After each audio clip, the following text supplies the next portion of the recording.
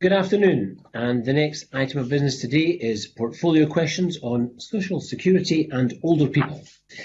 Our first question this afternoon is from Keith Brown.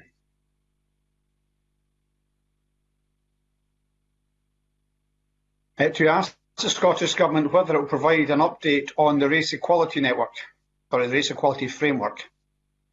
Minister Christina McKelvey. Yep, thank you. Our Race Equality Action Plan 2017 to 2020 outlines the activity we have undertaken over the course of this Parliament to secure better outcomes for minority ethnic communities in Scotland. These steps are a vital part of the action we have been taking towards achieving the vision that was set out in the Race Equality Framework. On the 20th of March 2020, we published the Year 2 Progress Update on our action plan, and a final year report will be published in 2021. This report will include a full update of progress towards achieving our ambitions in the framework. We will, of course, need to pay particular attention to the issues that have been highlighted by the COVID-19 pandemic and the recommendations from our expert reference group on COVID-19 and ethnicity. The programme for government also highlights a range of actions we are taking to support minority ethnic people and communities, including No One Left Behind, a new recruitment toolkit, a housing evidence review, and a partnership with the John Smith Institute to develop a leadership development academy. Keith Brown. I thank the Minister for that very comprehensive answer and ask whether she can also outline how the work of the Academy will reach out to people from all walks of life in all parts of our community, so that the Academy reflects the society we live in, not least given the huge impetus given to such work by recent events. Minister. Thank you for that question. It's an important question to kick off with. The programme with the John Smith Institute will be opened to people from all minority ethnic backgrounds and from all walks of life, and will provide opportunities for up to 50 participants to take up living wage placements. The placements will allow participants to develop the personal and professional skills they need to succeed, and we strongly encourage applicants from across all of Scottish society, and I think we will be leaning heavily on all of our organisations to ensure that young people know this is available. The programme will also have a focus on helping people to break down the barriers in accessing and contributing to public service and public life, and support will be available to take account of differing needs of application and placement stage. So please, everyone, let young people know that this is an opportunity that's coming up and they should take advantage of it. Thank you. Question number 2, Annabel Ewing. Thank you, Presiding Officer. To ask the Scottish Government how children in low-income households in the Cowdenbeath constituency are being supported by the social security system. Cabinet Secretary Shirley-Ann Somerville. Since launch, Best Start Grant and Best Start Foods have provided over £2.2 million in vital support to eligible Fife households with children. Scottish Child Payment will open for applications from low-income families with children under 6 in November this year, and a significant new benefit will start to provide payments of £10 per week for each eligible child from the end of February 2021. The new Job Start Payment, which helps young people to take up offers of work, provides a higher level of support, £400 to those who have children. Annabel Ewing. I thank the Cabinet Secretary for her answer, and I'm particularly pleased to note that notwithstanding the challenges of the pandemic, the Scottish Government will be in a position to commence payments of the Scottish Child Payment early next year. Can I ask the Cabinet Secretary, however, what the Scottish Government plans to do to encourage people to apply, in particular for the Scottish Child Payment, this new game-changing benefit that will do so much to tackle child poverty in my constituency of Cowdenbeath and indeed across Scotland? Cabinet Secretary. Well, Annabel Ewing is quite right to point out the importance not only of establishing the Scottish Child Payment, but also to ensure that the take-up of the benefit is as high as possible. That's why, as with all the benefits we have launched, we are developing a very comprehensive communications and marketing campaign that will support the launch of the application process And of course, this will continue to ensure that we are doing further work during those application windows and when the actual payments begin to be made at the end of February.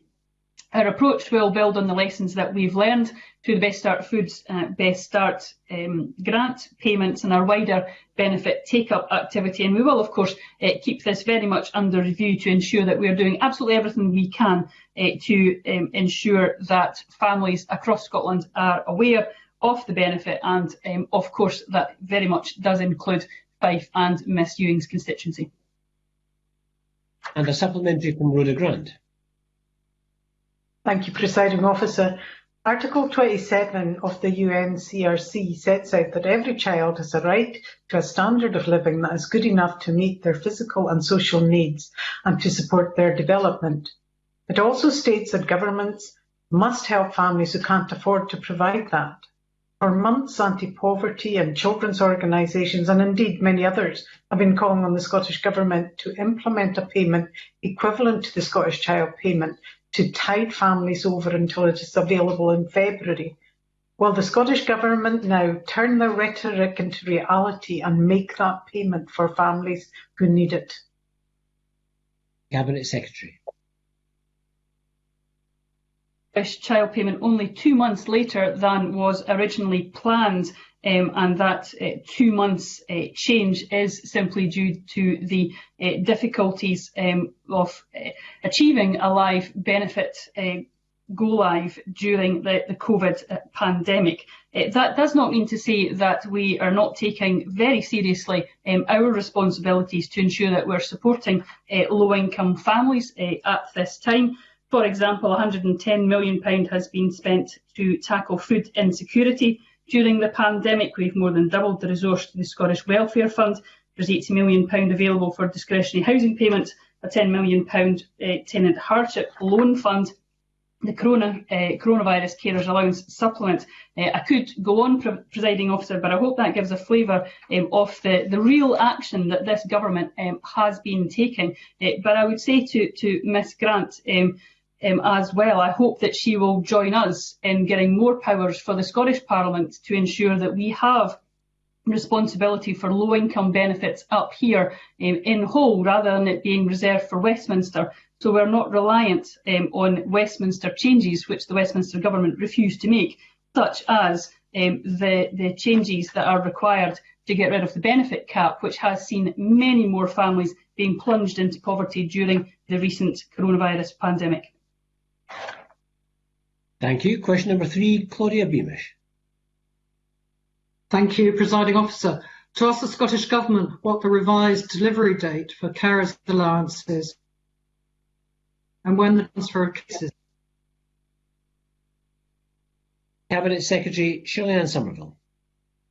The COVID-19 pandemic has had a major impact on the Scottish Government, on Social Security Scotland and on the Department of Work and Pensions, whose support we need to transfer Social Security powers.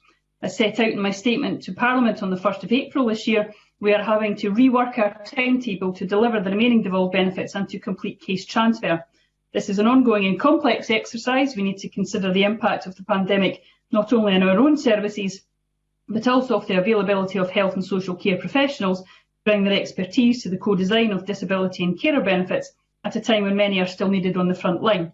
We also have to account for the extraordinary pressures placed on the DWP following the unprecedented demand for universal credit, which is impacting on the resources they have available to the devolution programme. I'll update the Parliament on the revised delivery dates for the Scottish Carers Assistance and dates for the completion of case transfer of Scottish clients in receipt of carers allowance once this replanning work is complete. Claudia Beamish. I thank the Cabinet Secretary for answer and note that she will inform us of those dates. As she knows, unpaid carers across Scotland have been putting in one of the toughest shifts during this pandemic, often without any break. 78,000 of them who did get the additional supplement are so deeply grateful, as many of us will have heard across Scotland, for that support, but many will have also lost loved ones to the virus. The Cabinet Secretary may be aware that Marie Curie and Sue Ryder's and Reform Scotland's policy proposals are for the bereavement support bill a fund for training and education for carers returning to work, a post-caring support payment, and, very importantly, a full 6 months of carers allowance after a carer is bereaved. Can the Cabinet Secretary say if the government has responded to these organisations and hopefully that it will be able to support at least some of these development proposals and take them forward? Thank you. Cabinet Secretary. Well, I'm very much aware of the work that has been mentioned there from Marie Curie, Reform Scotland and Sue Ryder, and do very much appreciate that work.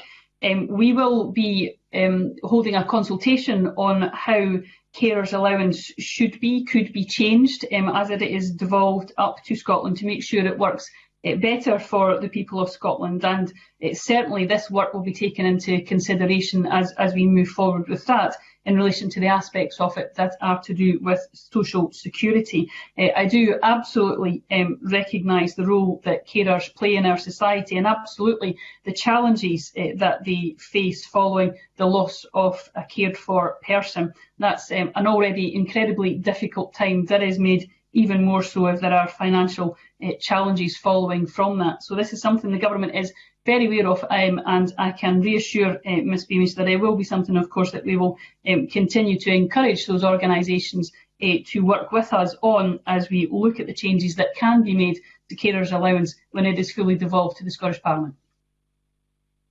And a supplementary from Shona Robertson. Thank you. Can I ask the Cabinet Secretary if she can tell us how many people have benefited from the extra one-off payment during to carers during the COVID-19 pandemic?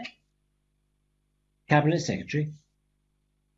So around 83,000 of Scotland's lowest income carers have received that extra £230.10. That's the one-off payment for the coronavirus carers allowance. That means that carers in Scotland this year are receiving £690.30 more than carers elsewhere in the rest of the UK. Thank you. Question number 4, Bill Bowman. To ask the Scottish Government what engagement it has had with Dundee City Council regarding how its welfare policies address the reported widening of the SIMD gap between the least and most deprived parts of the city. Cabinet Secretary Shirley-Anne Somerville. The Scottish Government has discussed support for food and other essentials with Dundee City Council, and the Council is working closely with the third sector through their food insecurity network to provide food aid support to people experiencing financial barriers to accessing food, and has engaged with Dundee Bairns to provide additional food to low-income families. Going forward, the Council is aiming to integrate advice provision with food aid providers to ensure people are getting the support they need to maximise incomes. Bill Bowman. I thank the Cabinet Secretary for that answer. According to the latest deprivation index for Dundee, last year the city had 1,000 more people in the most deprived bracket than in 2016. The Council now faces a reported £19.6 million COVID funding shortfall. Will the Cabinet Secretary agree with me that the SNP government should fund this in full so the most vulnerable Dundee residents are not pushed further into deprivation? Cabinet Secretary.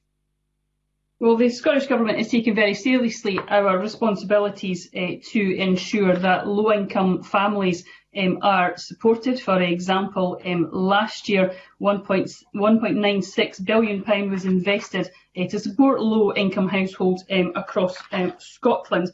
As has been mentioned in a previous answer, we are of course delivering on the Scottish Child Payment as well. That will support families throughout Dundee.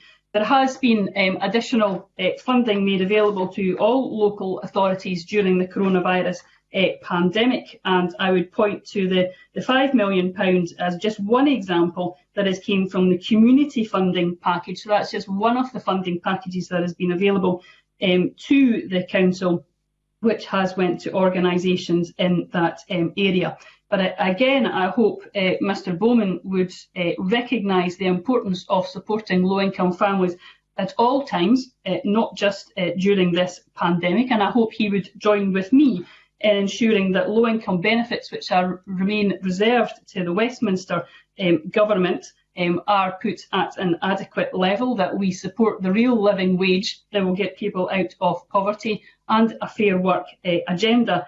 And of course, the biggest change that could be made to the Westminster Government's mind at this point would be the continuation of the furlough scheme, which would of course support more families, people to stay in their jobs and therefore not fall into unemployment and poverty.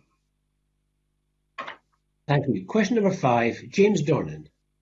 To ask the Scottish Government how it is supporting young people in the Glasgow Cathcart constituency with the cost of starting a new job. Cabinet Secretary Shirley-Ann Somerville. The new Job Start payment, which we introduced on the 17th of August 2020, will support all eligible young people who apply to Social Security Scotland for assistance, including those in Cathcart. Job Start payment is a cash payment of £250 or £400 for a young person with children. It will help approximately 5,000 young people across Scotland every year to meet expenses before they receive their first salary, and that money can be used for any purpose, and young people have told us they are most likely to spend that on travel, clothing and food. James Dornan. Thank the Cabinet Secretary for that answer. The job prospects of young people in my constituency have been hit hard by this pandemic, so the announcement of extra support to help our young people into work really couldn't come at a better time. But what other support is available for young people who might be experiencing unemployment in these days? Cabinet Secretary. Well, as Mr Dornan is aware, the Cabinet Secretary for Economy detailed many of these in the Programme for Government debate yesterday, which I'm aware he took part in. Those do include the Young Persons Guarantee, aimed at supporting all young people aged 16 to 24. We've committed to investing £60 million in this financial year in a youth guarantee as part of a £100 million investment for employment and skills that was announced last month. And that guarantee is one of the first actions that will be taken forward from the Advisory Group on Economic Recovery report. And there is also, of course, the additional money that has been put in place to support and retain apprentices at £10 million. Thank you. Question number 6, Anas Sarwar. Thank you, Presiding Officer. To ask the Scottish Government what role ministers have played in ensuring that the human rights of older people are being protected during the COVID-19 pandemic. Minister Christina McKelvey. Ministers have been active in ensuring a human rights-based approach to the development of our policy response, the legislative approach and range of guidance in relation to this unprecedented threat to public life. I've held roundtables with Older People Strategic Action Forum to ensure our responses have been directly informed by lived experience, whilst ensuring that both the standards and the principles of human rights are integrated into all of our policy making. Our Immediate Priorities Fund has ensured that members of our Older People Strategic Action Forum have received over £1.1 million of additional funding to provide direct support to older people during this pandemic. Anas Sarwar. I thank the Minister for that reply, but the sad reality is for older people living in care homes, it seems their human rights have been an afterthought. Almost half of our deaths have happened in care homes. We knew those people that lived in care homes were the most vulnerable to the virus, and yet 47 patients who were COVID positive were transferred into care homes. We were slow to set up testing. We still have gaps testing. Instead, sometimes we demonised healthcare workers. What proactive role will the Minister now play to make sure that we can, as best as possible, put that protective shield around our care homes, protect as many older people's lives as we can? Minister. The Scottish Government has always placed the upholding of human rights at the heart of its approach, and since the start of this pandemic, our priority has been to save people's lives wherever they live. The framework of legislation protects the rights of individuals receiving care, and throughout this pandemic we have worked closely with our colleagues in the NHS, in local government and with a variety of voluntary and independent sectors to ensure that the needs and rights of residents in care homes are able to be met. The COVID-19 framework for decision making in Scotland's route map through and out of the crisis provides an indication of the order in which we will carefully, gradually seek to change these restrictions. The route map includes overarching commitments to human rights, equality and social justice, and sets out ways in which those principles have been applied in the decision-making process. All of our decisions on COVID-19 response have been guided by the scientific advice available at the time, and we continue to tailor that response as more is learned. And I will continue to work with all of our stakeholders through our Older People Strategic Action Forum to ensure that their lived experience informs our decision making going forward. Thank you. And a supplementary from Maurice Corrie. To ask the Scottish Government how it is protecting our older Armed Forces veterans during the current pandemic in line with their human rights, bearing in mind that some older veterans have complex health issues to cope with. Minister. Thank you for that question. A huge part of the work that we have been doing, working alongside local communities and local community organisations, is to support people and ensuring that all of those intersections are dealt with. So whether it's older veterans, older minority ethnic people, or older LGBTI people, we've tailored our response to that. Now, the Minister for Veterans is very much involved in all of this, and I'd be happy to pass on Maurice Corrie's comments so that he can feed back. But I would like to reassure him that we have absolutely factored all of the types of old people who would need that support, and maybe some tailored support in their direction and in the appropriate way. So again, our Older People Strategic Action Forum has a number of organisations on it, including the Poppy Scotland and a number of others. So they've informed our process as well. But I'll take up the specific points to ensure that Maurice Corrie gets a fuller answer from my colleague Graham Day, the Minister for Veterans. Thank you very much, Minister. Question number 7, Elaine Smith. Thank you. To ask the Scottish Government how its welfare policies address poverty and malnutrition in older people. Cabinet Secretary Shirley-Ann Somerville. The Minister for Older People and Equalities has had regular meetings with the Older People Strategic Action Forum to ensure our approach is directly informed by lived experience. Our Immediate Priorities Fund has ensured that members of the Forum received over £1.16 million to provide direct support for older people, with over 170,000 going to support older minority ethnic people to eat hot, nutritious food. Age Scotland also received £878,000 from the fund to substantially increase the capacity of their existing helpline and create the infrastructure to maintain this vital service during COVID-19. And we've invested £110 million in tackling food insecurity caused by the pandemic, including awarding over £240,000 to Food Train, who have provided meals and check-in phone calls to over 3,000 older people. Thank you. Elaine Smith. Thank you. I thank the Minister for that response. But is the Cabinet Secretary aware that before the lockdown, Eat Well, Age Well estimated over 100,000 older people in Scotland were at risk of or suffering from malnutrition, and this has undoubtedly been exacerbated by COVID-19, with vulnerable older people experiencing difficulty in accessing food and the continued closure of day centres that provide lunches, along with isolation and loneliness, which impacts on older people eating well. So would the Minister agree with the many organisations that believe a right to food enshrined in Scots law would ensure that emergency food planning is prioritised and could help to stop malnutrition amongst the older generation? Cabinet Secretary. Well, the issue about it, the right to food, and indeed all rights, are being looked at by the National Task Force for Human Rights Leadership. The task force is developing detailed proposals for a new statutory human rights framework for Scotland, including the right to food as an essential part of the overall right to an adequate standard of living. Currently considering that approach, it's currently considering the approach it will take to specific rights, and that does include civil, political, economic, social and cultural rights, and very much does want to investigate how we can protect people from poverty. The Social Renewal Advisory Board is also something which I chair alongside my colleague Aileen Campbell, and that has a policy circle that's specifically looking at aspects around food, and I'm sure there will be recommendations that come from that circle that will feed into the discussions that the Advisory Board are having. So I hope that gives the member a reassurance that the government is looking very seriously at human rights overall, but also very much investigating how we can ensure that a right to an adequate standard of living, including the right to food, is being looked at within that.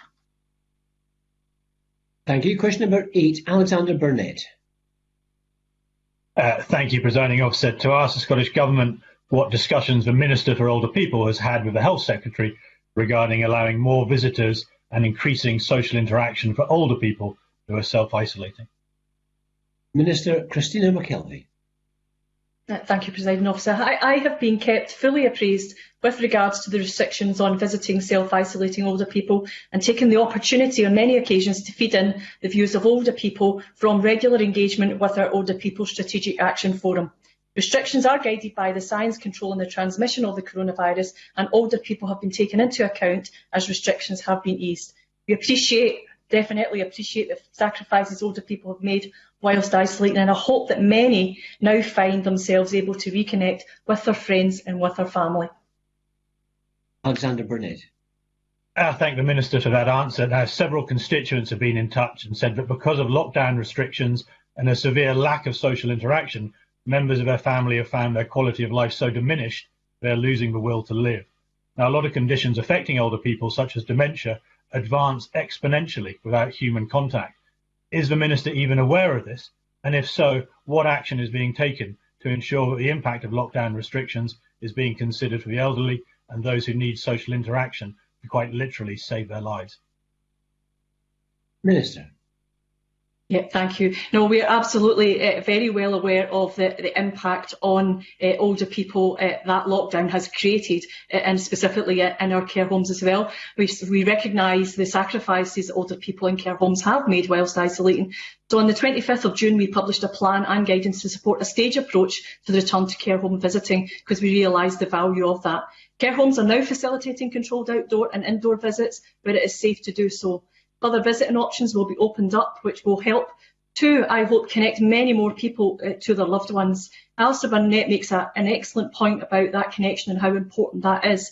So further easing of restrictions of communal activities inside care homes and a return to visiting services to care homes was announced by the Cabinet Secretary on the 3rd of September, and certain communal activities and services will resume from the 7th of September, and a lot of those routine face-to-face care from health and social care professionals, including podiatrists, physiotherapists, optometrists, dentists, and as well as other communal activities from residents will resume from the 7th of September. And I think hopefully Alexander Burnett will be pleased to hear that and articulate those to the constituents who has contacted him. And if he's got specific issues that he wishes to raise further, I'm more than happy to ensure that we do that, and I work closely with the Cabinet Secretary for Health to respond.